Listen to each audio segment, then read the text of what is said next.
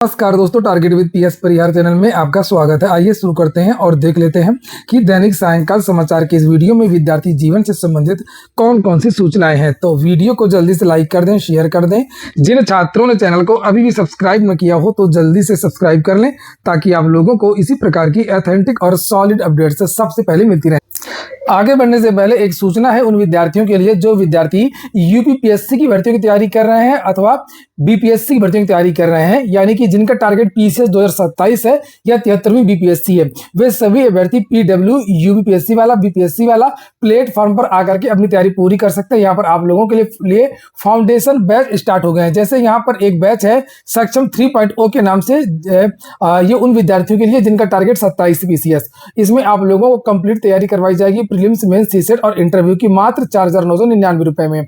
और आपको वो सारी चीजें मिलेंगी जो तैयारी करने के लिए आवश्यक होती हैं, जैसे लाइव रिकॉर्डेड वीडियोस, सीसेट की क्लास, प्रीलिम्स, मेंस की test series, interview guidance programme, unit wise class के नोट्स मिलेंगे, e books, doubt clearing session वगैरह। इसमें एक कोड लगा देंगे ना PSP 500, तो आप लोगों को इसके अलावा भी और अधिक एक्स्ट्रा छूट मिल जाएगी। ये जो सक्षम 3.0 बैच है ना, ये इंग्लिश मीडियम के विद्यार्थियों के लिए है। हिंदी माध्यम के विद्यार्थियों के लिए, जो विद्यार्थी केवल हिंदी पढ़ना चाहते हैं, तो उनके लिए प्रथम 3.0 के नाम से यही बैच। इसी तरीके से बीपीएससी का भी है, 73वीं बीपीएससी का बैच है सक्षम के नाम से, और प्रथम के नाम से जो बैच है वो हिंदी बैच है। इसकी फीस भी उतनी रखी, और यहाँ भी कूपन कोड आप लोग लगा सकते हैं। 72वीं बीपीएससी के लिए सर्व सक्षम के नाम से बैच है और सर्वप्रथम के नाम से बैच है। ये बैच आप देख सकते हैं हिंदी माध्यम का है।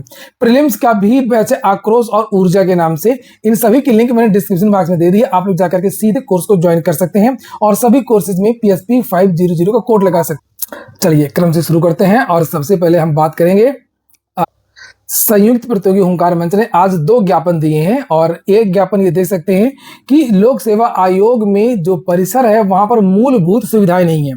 बहुत सारे विद्यार्थी, आप जाइए आजकल कितनी भीड़ लगा करके जाते हैं, ना वहां पर बैठने की व्यवस्था है, ना अच्छी तरीके से पानी की व्यवस्था है, और सबसे मेन समस्या है वहां पर इंक्वायरी की। इंक्वायरी ऑफिस का एक जो काउंटर है, उन कर्मचारियों को कुछ आता जाता नहीं है। विद्यार्थी कुछ भी पूछते हैं वो सीधे से बता नहीं पाते हैं। उधर केवल ज्ञापन लिया जाता है, ज्ञापन लेके वो रख लेते हैं, फिर पता नहीं क्या सुधार होता है क्या सुधार नहीं होता है, इसके बारे में कोई चीजें क्लियर हो नहीं पाती हैं। और होता यह कि विद्यार्थियों के आवेदन निरस्त हो जाते हैं, ना कोई ये बता पा रहा है वहां पर कोई भी काउंटर में कि जो EWS है वो कब का लग रहा है। बहुत सारे बच्चों के मन में क्वेश्चन रहते हैं कि अगर कोई महिला है तो वो कहाँ का जाति प्रमाण पत्र लगाएगी। हालांकि वो होता हमेशा जाति प्रमाण पत्र पिता के पक्ष का ही है, लेकिन बताना ऑफिशियल हो जाएगा, वो कंफ्यूज है बच्चे। बहुत सारी चीजें सबको पता रहती हैं, लेकिन बच्चों को नहीं पता रहती हैं, तो गलतियां कर देते हैं वो। उन्हीं से मुद्दों को लेकर के ये ज्ञापन दिया गया है। और ये पंकज पांडे हैं, संयुक्त प्रतियोगी हुंकार मंच के। नीचे यहाँ पर ये नाम भी आप लोग देख सकते हैं, ये देखिए। और यहाँ पर मांगे हैं कि पानी, पीने योग्य स्वच्छ पानी नहीं है वहाँ पर गर्मी में। बैठने की सुविधा तो बिल्कुल भी नहीं है, जमीन में बैठते हैं वहाँ बच्चे।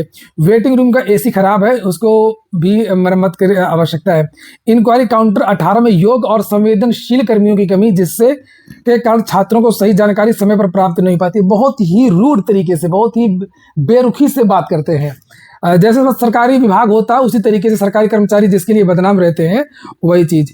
और उपरोक्त समस्याओं के कारण अभ्यर्थियों को मानसिक एवं शारीरिक असुविधा का सामना करना पड़ रहा है, जो कि एक प्रतिष्ठित आयोग के अनुरूप नहीं है। जबकि कोई भी आयोग बना, कोई भी संस्था बना है, तो जिसके लिए वो बना है वो सर्वोपरि होता है। विद्यार्थियों के लिए यह संस्था बनी है, आयोग बना है, तो विद्यार्थियों के लिए पर्याप्त सुविधा और उनके साथ में अच्छा व्यवहार होना चाहिए। तो ये मांग पंकज पांडे ने रखी है। उम्मीद है इसमें कुछ सोचेगा आयोग और सरकार सोचेगी, सरकार निर्देशित करे इन कर्मचारियों को। और अगली जो सूचना है वो रिजल्ट को लेकर के, जिसको लेकर के अभी हाल ही में ज्ञापन भी दिया था विद्यार्थियों ने। 20 अप्रैल को प्रस्तावित AE और AG में सुनवाई है, तो आयोग की अनिवार्य उपस्थिति के संबंध में विद्यार्थियों का ये कहना है कि कई बार ये केस लगा है और ये आयोग के वकील जाते नहीं है। और हालांकि आयोग ने अब कहा था कि इनका वकील नहीं जाता है, एक बार ऐसा हुआ था शायद, लेकिन इसलिए विद्यार्थियों को तो ये कहा गया है कि आयोग का वकील इस बार उपस्थित रहे। 20 तारीख को जो सुनवाई लिखा कि संयुक्त प्रतियोगी हुंकार मंच की ओर से आपसे विनम्र अनुरोध है कि महत्वपूर्ण मामले में सुनवाई आयोग से सक्षम अधिकारी प्रतिनिधि की अनिवार्य उपस्थिति सुनिश्चित की जाए, ताकि आयोग का पक्ष प्रभावी और स्पष्ट रूप से न्यायालय के समक्ष रखा जा सके। साथ ही निवेदन है कि आयोग इस अवसर पर न्यायालय से छात्रों के हित में एक सकारात्मक और ठोस निर्णय की पहल करते हुए आवश्यक अनुमति प्राप्त करने का प्रयास करे, जिससे लंबे समय से लंबी समस्याओं का शीघ्र समाधान संभव। अगली सूचना भी उत्तर प्रदेश लोक सेवा आयोग की ही है। उत्तर प्रदेश लोक सेवा आयोग का एक रिजल्ट है सोशल का, और यहाँ पर लिखा हुआ है हिंदी विषय, ये देख सकते हैं 690 का, और सामाजिक विज्ञान का।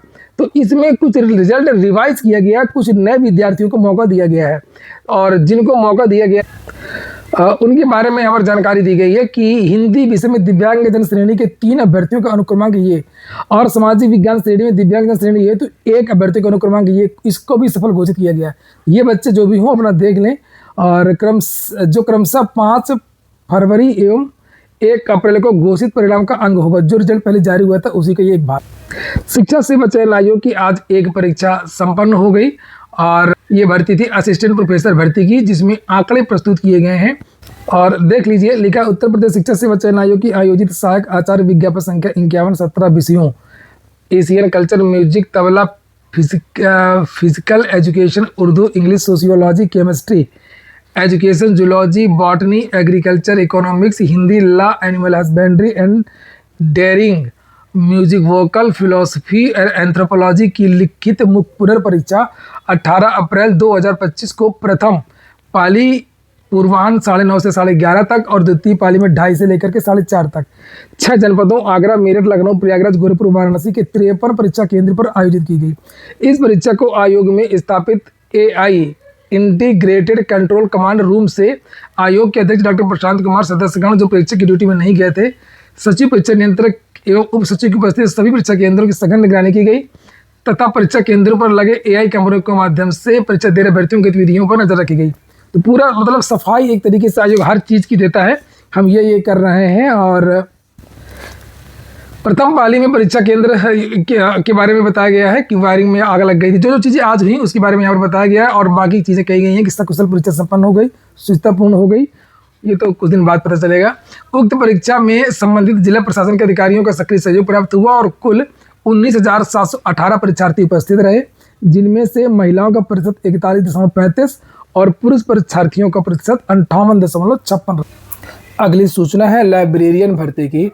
लाइब्रेरियन की भर्ती, जो कुछ भर्तियां हैं समूह वाली, उनको UPSSC से आना है, और कुछ जो महाविद्यालयों में जो भर्ती होनी है लाइब्रेरियन की, वो लोक सेवा आयोग से आनी है। दोनों भर्तियां नहीं आ रही हैं अभी। इसको लेकर के विद्यार्थी चिंतित हैं। जो लोग डिप्लोमा कोर्स वगैरह किए हैं, MLib किए हैं, BLib किए हैं, तो ये लोग गए हैं विधायकों के पास, और विधायकों ने पत्र लिखा है। और राजेंद्र कुमार मौर्य हैं भाजपा के विधायक, 16 तारीख की यहाँ पर ये डेट पड़ी हुई है, और इसमें लिखा है कि UPSSC लखनऊ PET 2025 के अंतर्गत लंबित सहायक पुस्तकालयाध्यक्ष एवं पुस्तकालय परिचर मुख्य परीक्षा का विज्ञापन जारी किए जाने के संबंध में लेकिन अवगत कराना है कि उपरोक्त विषय के संबंध में उत्तर प्रदेश अध्यक्ष सेवा चयन आयोग लखनऊ द्वारा सहायक पुस्तकालयाध्यक्ष और पुस्तकालय परिचर पदों की मुख्य परीक्षा का विज्ञापन पिछले कई वर्ष से लंबित जिसे अभी तक जारी नहीं किया गया, और इस विलंब के कारण न केवल संबंधित विभागों के जनहित कार्य प्रभावित हो रहे, बल्कि इन पदों पर नियुक्ति न होने से पुस्तकालय व्यवस्था भी बाधित हो रही है। साथ ही इस परीक्षा की तैयारी कर रहे विद्यार्थियों में निराशा एवं मानसिक तनाव की स्थिति उत्पन्न हो गई है, और कई सालों से यहाँ पर वैकेंसी नहीं आई है। और यह लिया था आपसे अपेक्षा कि उक्त लंबित मुख्य परीक्षा के विज्ञापन शीघ्र जारी करने का कष्ट करें, जिससे अभ्यर्थियों को राहत मिल सके तथा विभागीय कार्यों में सुचारू रूप से प्रगति। तो राजेंद्र कुमार मौर्य का नीचे नाम लिखा हुआ है, और ये उनका लेटर पैड है, भाजपा के विधायक हैं। ये पत्र जारी हुआ था 16 अप्रैल को। एक पत्र और जारी हुआ, ये 17 अप्रैल का पत्र है, और ये विधायक मुकेश वर्मा, और इन्होंने ये वही सब बातें यहाँ पर लिखी जिन्हें आप लोग यहाँ पर देख सकते हैं। तो अगर आप लोग चाहते हैं कि लाइब्रेरी में भर्ती है, तो आप लोग इस वीडियो को ज़्यादा से ज़्यादा शेयर करिए, वायरल करिए, और कमेंट में बताइए। ये हो गया आज का वीडियो। पूरा वीडियो सुनने के लिए बहुत बहुत धन्यवाद।